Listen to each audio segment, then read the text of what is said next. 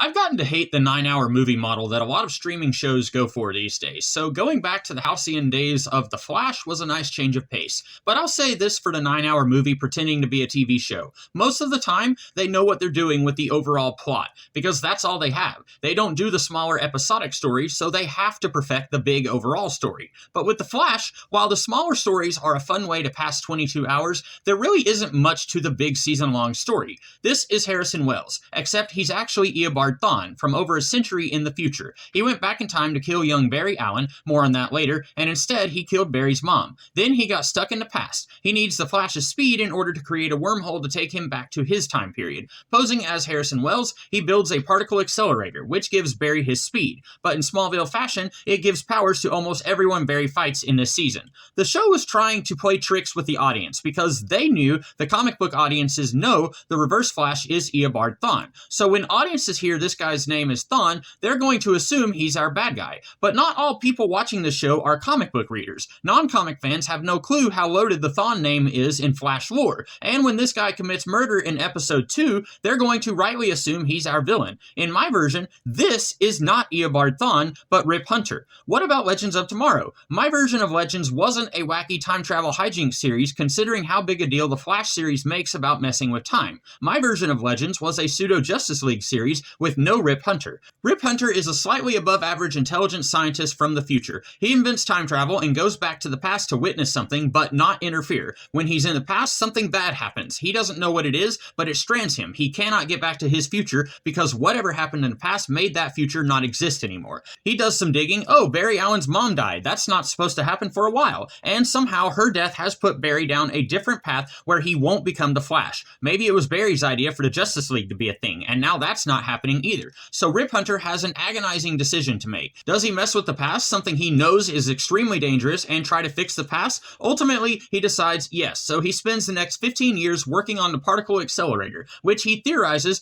will give Barry Allen his powers he had in the original unaltered timeline. And as far as Rip Hunter knows, this will be relatively harmless. If he can get Barry in the right place when this thing goes off, it won't be a threat to all of Central City. When Hartley Rathaway sees Harrison Wells' designs, he inadvertently makes things much worse. He tries to fix what he thinks will go wrong, and that is what makes the reactor explosion so much worse, giving many people their powers. I'd also like some explanation on the difference in this new timeline Rip Hunter is stranded in and the timeline he came from. Maybe Hartley Rathaway wasn't a villain in that timeline, but he is now because in a sort of Dr. Doomian way, he now blames Wells for his hearing going away and for the existence of these dangerous metahumans. Maybe in the original timeline with no particle accelerator, it was just regular lightning and chemicals, and all these other guys just had advanced tech to do their crimes. We should be pretty regularly reminded that this timeline is very different than what it should have been. Somehow, about halfway through the season, Barry suspects Dr. Wells isn't telling him everything. Maybe he lets some of his future knowledge accidentally slip in conversation, and then Rip Hunter reveals who he is and why he's been doing what he's doing. These two will have a, antagonistic isn't the right word, but a heated partnership, because Rip Hunter believes any more damage to the timeline than what's already been done could make things much, much worse. But Barry knows, look, at some point, I go back in time. I can save my mom and get my dad out of prison. And Rip Hunter won't be winning any personality contests when he basically says, look, I don't care what happens to your dad. You're going to destroy the space-time continuum. Despite neither of them liking each other very much due to their opposing views on saving Nora, they agree to continue working together because their partnership is the best way to stop these metahumans / minimize further damage to the time stream. Once our main cast knows Harrison Wells is an assumed identity, Caitlin and Cisco will be asking, why did you go out of your way to hire us when you clearly could have built the particle accelerator on your own? Even though I like Caitlin quite a bit and thought she had better chemistry with Barry than he had with Iris, and I even like Cisco.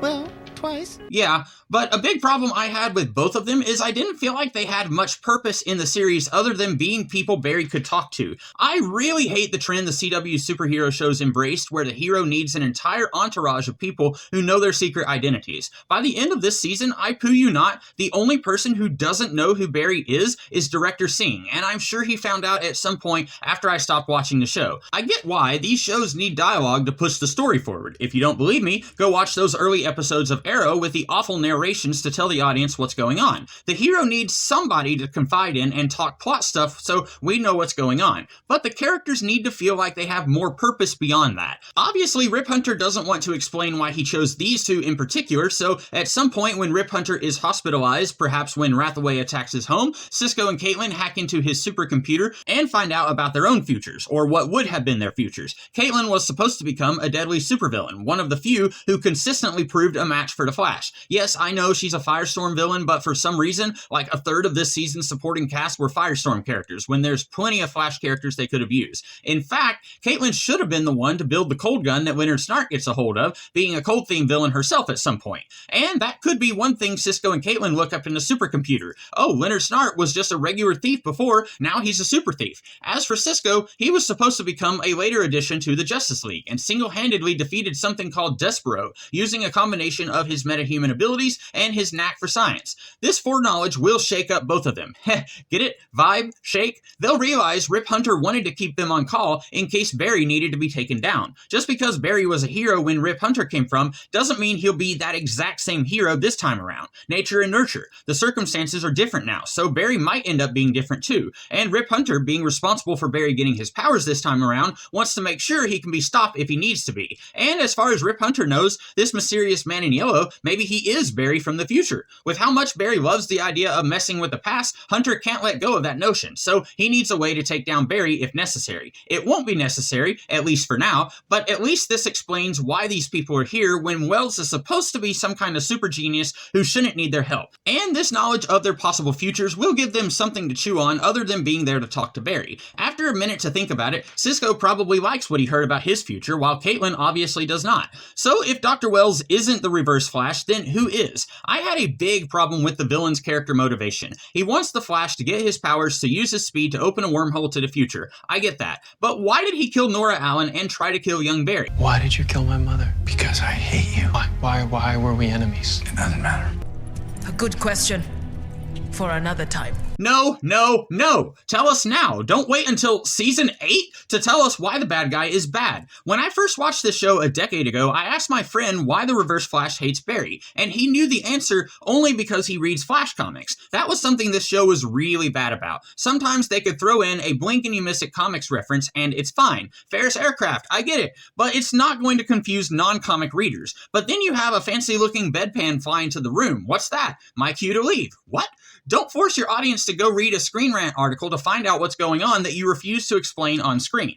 What I would do is combine the Hunter Zolomon character from the early 2000s with the Reverse Flash of this series. When we first meet Eddie Thawne, he's a stand-up guy, great boyfriend, great partner, and despite Barry's creepy romantic feelings with the woman who is kind of like a sister to him, Barry can't help but like Eddie. We spend an entire season getting to like him more and more. Then, toward the end of the season, someone in Eddie's family dies. When Eddie asks the Flash to undo this and Flash says no, Eddie takes matters into his own hands. He steals this tachyon vest, which, in the process of messing with his perception of time, makes him a little crazier. He tries to save his family member, and Flash stops him. By now, Barry has reluctantly come around to Rip Hunter's philosophy on time travel. He understands that even something as harmless as Eddie saving a dead sister might have ramifications for the rest of the planet. Eddie decides if he can't have a happy family, neither can the Flash. He goes to different points in time, points we've already seen earlier this season, where you now understand why the Man in Yellow is screwing with Barry at these key moments. Your season would culminate with Eddie going back 15 years with Barry close behind him. The way they handled the Flash and Reverse Flash in the past was weird. Cisco says the blood found at the Nora Allen crime scene is Barry's blood, but it has a protein only adults have. So adult Barry goes back in time to fight the guy who killed his mom. Simple enough, but the show goes and makes it weird. No, it's not this adult Barry, it's some other adult Barry from further in the future. The whole season has been about getting justice for Barry's parents. This Barry is effectively a different character we know nothing about. So don't have this big moment we've been seeing from different angles all season be some other Barry interfering. Have it be our Barry who's been investigating this all along. Eddie plans to murder Nora Allen as revenge against Barry for not letting him save his own family. And Barry, he knows Rip Hunter is right. If he saves his mom, it could be catastrophic. So Barry makes the tough call and saves young Barry and Henry, allowing things to come full circle. The way the season finale wrapped things up was a little odd. we get an episode where Barry makes a deal with some supervillains to help them deal with some other supervillains. Joe doesn't like it, and Barry gets betrayed. Joe says, no more deals with supervillains, okay? Very next episode, Reverse Flash offers to make a deal with Barry, and Joe is all for it. Yeah, shake hands with him, save your mom, significantly alter the past. What?